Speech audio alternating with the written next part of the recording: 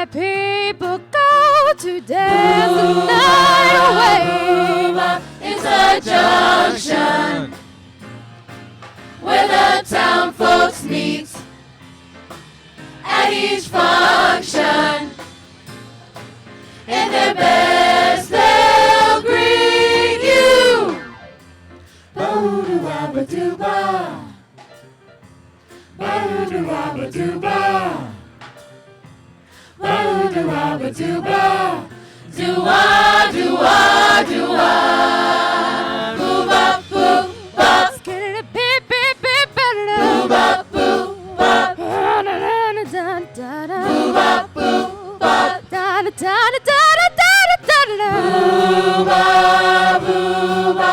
Boo-bop, boo-bop. Boo-bop, boo-bop.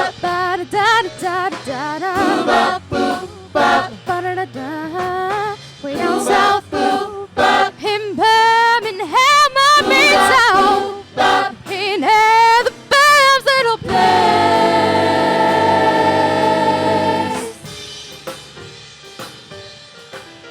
Boo-bop, boo-bop. Boo-bop, boo-bop. Boo-bop, boo-bop. Boo-bop, boo-bop. Way down south, in Birmingham, I mean south, in Alabama's an old place where people go to dance the night away. They all drive or walk for miles to get blues. That southern style is so blue that makes you want to dance the night away. To dance the night away. To dance the night away. To dance the night away.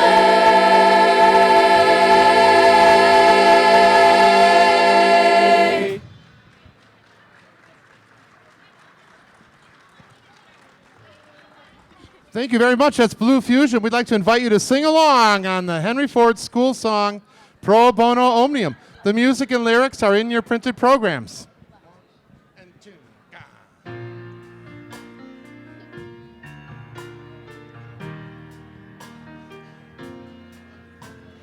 For the strength of community, for the joy of diversity, for the hope of humanity, we sing in one accord. For the love of artistry, for the lessons of history, for the pride of industry, the hallmark of Henry Ford. Pro bono omnium, for the good of all. Pro bono omnium, heed the clarion call. Pro bono omnium, stand together tall. Pro bono omnium, for the good of all.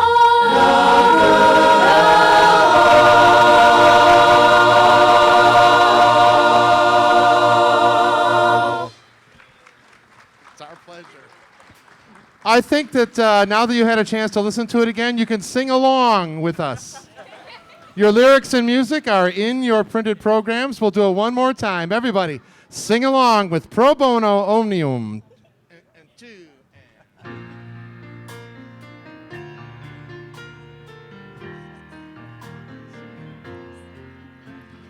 For the strength of community, for the joy of diversity, for the hope of humanity, we sing in one accord. For the love of artistry, for the lessons of history, for the pride of industry, the hallmark of Henry Ford. Pro bono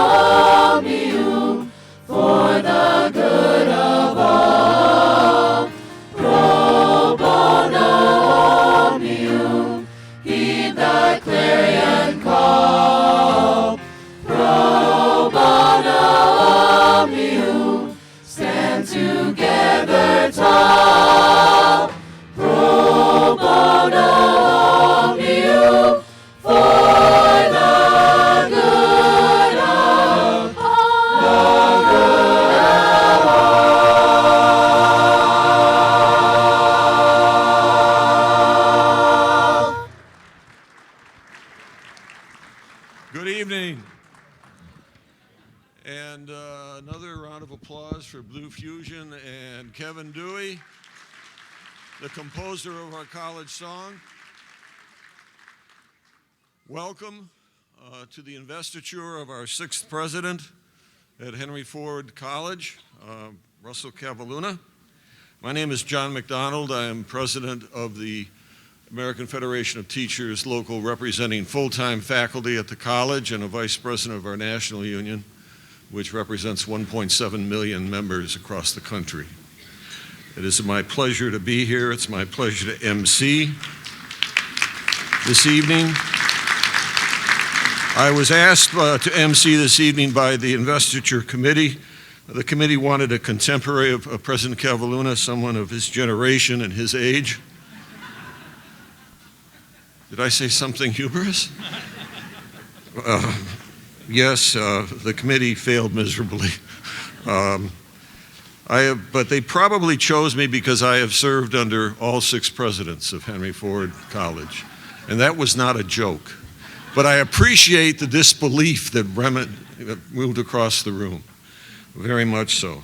Started by these 2 very nearsighted folks toward the back who could not believe that I have done that. But I have. We have a very large number of people in attendance, all of them very important people, but we have a limited amount of time. So it's really impossible to acknowledge each and every one of you. I know I would like to. I know that Russ would like to. We only have enough time to focus on a few people.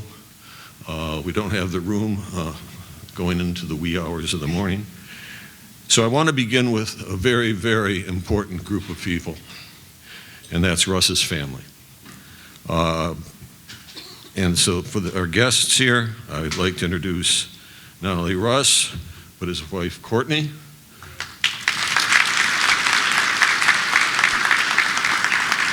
Are Samantha and Miles here? Oh, okay. You're right there. Oh, I love it when we plant someone in the audience, you know. Very good. Samantha and Miles. And I do want to comment because I have known a lot of people who've assumed great responsibility as Russ has in coming to our college, that the family sacrifices a great deal. We owe as much to the family, to the spouse, to the children, as we owe to the president. And we're very grateful that Russ and his family are going to serve us, and we know that they will serve us well. But we recognize and want to acknowledge what they're giving up to give us a great deal. The next member of his family I would like to acknowledge is his mother, Ruth Kavalhuna, Mrs. Kavalhuna.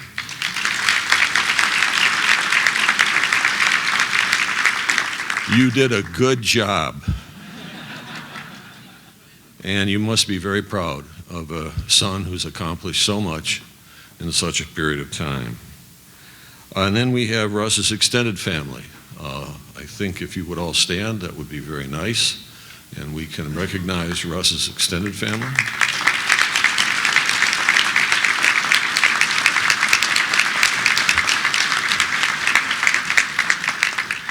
We have a number of elected officials here today, and I cannot introduce them all. I will ask them all to stand in a few moments. But since there's a group just immediately to my right that pays the paychecks of the people I represent, and Russ Kavalhuna's paycheck, I really feel it's important to introduce these people. You will hear from the president of our Board of Trustees a little later in the program, Dr. Michael Mead. Mary Petlikoff, who is a vice president. And we have the treasurer. I love that word. The treasurer is, pardon? Your secretary? I'm sorry. Treasurer. I keep the money. That's the point. We don't want you to keep the money. That's why I wanted to glowingly introduce you. You know, Fadwa Hamoud, Miss Fadwa Hamoud, Esquire, and then 3 other trustees, James Thorpe in the front row here. Mary Lane, who has served on our board for 18 years, starting when she was about 12, I think, and Celia Nasser. We have some former board members who are in attendance, I believe, and if I missed someone, my apologies. I saw earlier Mariam Bazi. Mariam Bazi, the Honorable Mariam Bazi left our board to serve on the Wayne County Circuit Court. Amy Scholes, who was on the board for a number of years, is here. Roxanne McDonald is right back here, former board member. And have I missed someone? Oh, James Schoolmaster, yes. It's hard to notice such a tall, well-preserved man. I used to tell Jim, with a name like Schoolmaster running for school board, he should have changed it to Governor Master or, Mayor Master or whatever. We have a number of city council folks here. And I do want to, if they would stand, that would be great. And I saw the chair earlier, Ms. DeBaja. I don't know if she's still here or not. The problem that a lot of people have in this community is a lot going on every night of the week. So we've had city council here, we've had state representatives here, we've had state senators here, we have had a number of judges here, and I will be introducing our congresswoman and our mayor in a little while. So if you are an elected official, would you please stand? Anyone in the audience? Or are you off to other events? Thank you very much for your service to our community. And at this time of year, we're reminded about what an ordeal it is to run for any office. And so it's to your credit and to our benefit that you have cast your lot in that arena. I want to touch on some educational colleagues, and I must begin with the superintendent of Dearborn Public Schools, Dr. Glenn Maleko. Glenn. And if you would have your staff stand, I know there are a number of Dearborn Public School people here. Okay.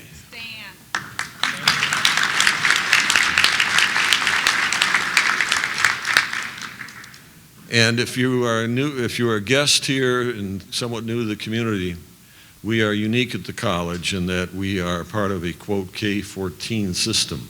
So our Board of Trustees also acts as the Board of Education for the Dearborn Public Schools.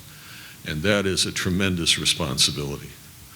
And we're grateful that they would serve, because in effect they're serving and overseeing two very large organizations, which require far more meetings than if they were simply on one role or another role. So thank you very much. We have perhaps members of our foundation here tonight. If you are on the college foundation, please stand. Anyone? And I can't see Margaret. You're out there, right, Margaret? Okay, Margaret Bloom is the chair of our foundation, and they do great work in helping our college serve the community. We have a large number of representatives from area colleges and universities, and if I go through the list, we will be here quite late. But if you are from one of our neighboring colleges, sister colleges, or universities, would you please stand if you're representing them? Over here, over here. And thank you as well for for what you offer our community in the greater Detroit area or the state of Michigan in terms of educational opportunity for students and adults as well. So thank you again very much for your attendance. Well, not quite lastly, folks, but we have a number of faculty and staff here this evening from the college. I'm going to mention several names and their positions, and if they would, those individuals would stand. I'm not sure, is Paul Fisher here tonight, Senate Chair? Paul, Paul? Ms. Lynn Boza, President of the Adjunct Faculty Union. I saw Lynn earlier. There's Lynn. Ms. Kimberly Kyer, President of the Support Staff Association. Is Kim here? And then David Cunningham represents the administrators at the college. David's right here. And the exempt administrators are represented by him right here. Okay. His cabinet and staff serve the college well. And we do have an engineers unit consisting of 1 or 2 people, so if anyone is here. Okay. All right, retirees. Any retiring, well, let me begin with this. Would all the faculty and staff, regardless of their affiliation with whatever union or exempt, please stand.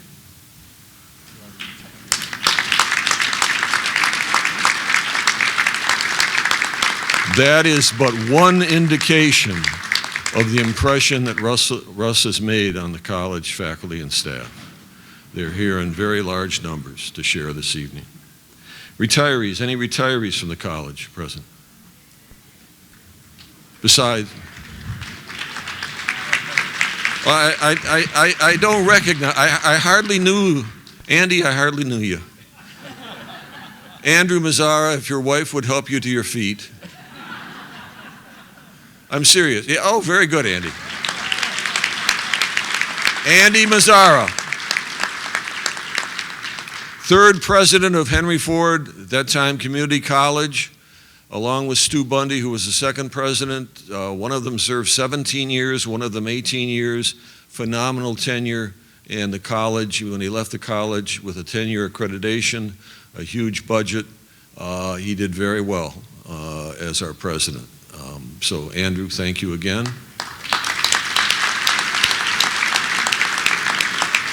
That was a budget surplus, not deficit, by the way.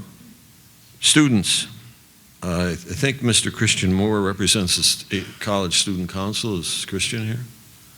There are a number of students here, I know, from the college. I didn't see Christian. Would all the students of Henry Ford College who are here this evening please stand? Ah, there we are.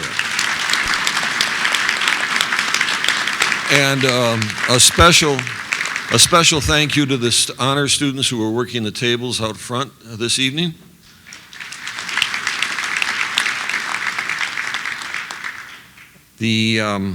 I really cannot go too deeply into this without taking up all the time we have left, but I think we should acknowledge the assistance and the presence, I hope. I didn't see Jackie Lovejoy from the Dearborn Chamber of Commerce. I'm not sure if she's here, or Faye Beydoun or Ahmed Shabani from the Arab American Chamber, but we are grateful to them. And lastly, I'd like you all to thank the staff of the Ford Center for Performing Arts, this beautiful facility in honor of former Mayor, late Michael Guido, and also to recognize the staff of Park Place Banquet and Catering, Gary Kuhlman's staff. Gary is a great friend and patron of this entire community. And I saw Gary earlier, and he is... You're sitting next to the wealthy Andy Mazzara. Very, very good move. So at this point, it's my honor to invite the first of, I think, 4 or 5 speakers to the podium. And the first to greet us and recognize Russ is Mayor John B. O'Reilly. And the mayor has served as an elected official in Dearborn since 1990, becoming mayor in 2007. He has been very heavily involved in supporting economic development in Dearborn. You may have read his most recent achievement working with Ford Motor and their billion-dollar projects in the Dearborn, city of Dearborn. He's been heavily involved in partnerships with community organizations and civic organizations, and very much a patron and supporter of the public schools at Henry Ford College. He has been active at the college in many ways. He served on the presidential search committee that brought Russ to us, and he served on presidential search committees prior to that. So without any further recognition of a man who's very much appreciated in this community, John O'Reilly.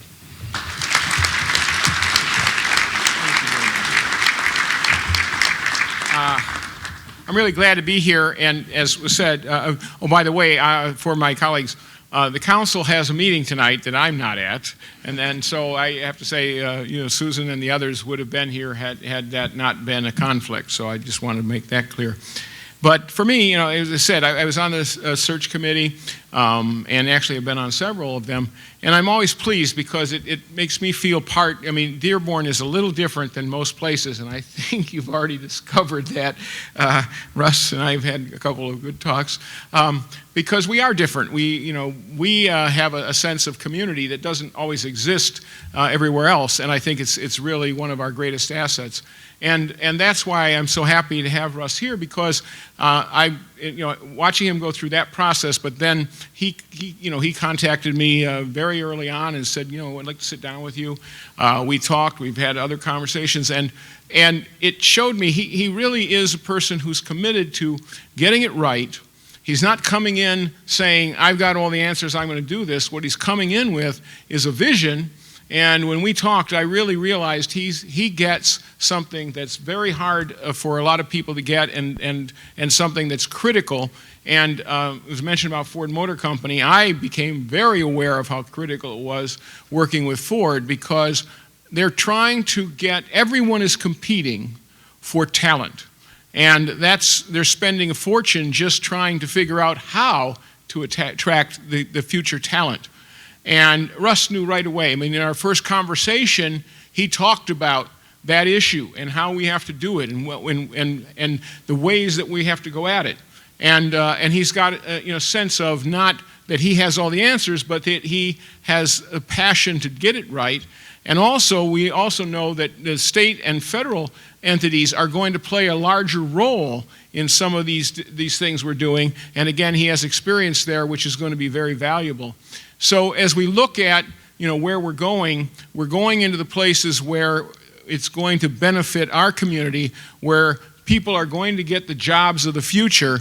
But in getting there, it's going to be different than what we've done before. It's going to have us rethink some things we're doing.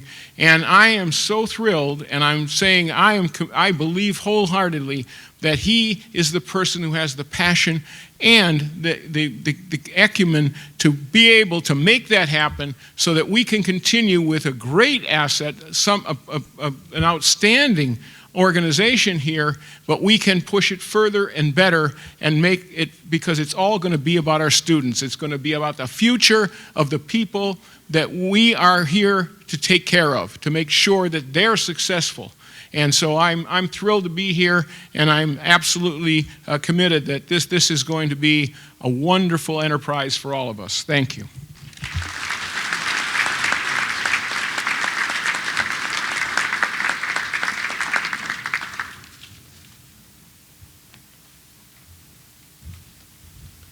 Our next speaker is a dear friend of the college as well, a dear friend of many of you out in the community, certainly a dear friend of Denise and myself, Congresswoman Debbie Dingell.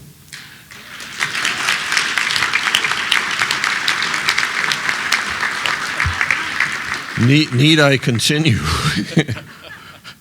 Congresswoman Dingell represents the 12th District in Michigan, U.S. No, it's not, Debbie. U.S. House of Representatives, and I will be brief, because she's behind me and she's one of the most powerful women I've ever let stand behind me when I'm unarmed. She has spent many. When I'm unarmed, I always pack heat when I'm dealing with the trustees. I want you to know. But she has really stood out as a champion of many, many causes that are important to our community, certainly not the least of which is her advocacy for women's health issues and children's issues. She has fought at the national level mightily to secure the rights and accessibility of health care to women, and to see that children have the opportunity to prosper. She has, prior to coming into Congress, being elected to Congress, and she'll soon be re-elected to Congress.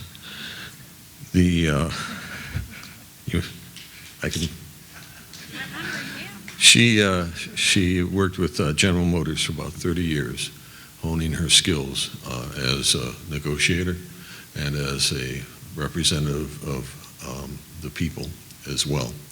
So Debbie is cutting me off, and much to the delight of many of you in the audience. And so Debbie Dingell.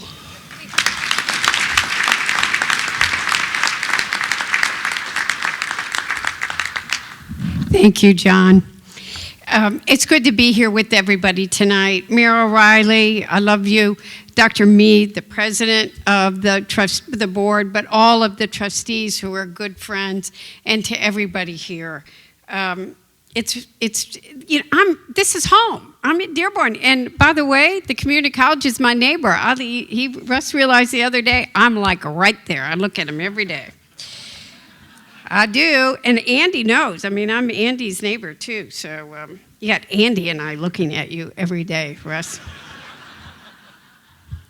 But I want to congratulate him on his investiture as the 6th president of Henry Ford College. I was counting that up. Andy, it doesn't seem like you've been gone that long. So, like, there were just a couple for a really long time, and then it was so hard to replace Andy that they're like, I hope you're staying. So, I didn't mean it that way, but I did. We are proud and we're honored and excited to welcome you to our community. Henry Ford College is a jewel, and I want to make that. I am so proud of Henry Ford College. It's a jewel of the secondary education system here in Southeast Michigan. And you know, it's really made great strides in recent years. It's gone through some, we live in Michigan, but it hasn't been a pothole. It was a little bump. But you're the right leader to build off past successes and take the college to new heights. You just need to look at his resume to know what an impressive individual he is. We're all thankful he's decided to call Dearborn and Henry Ford College home.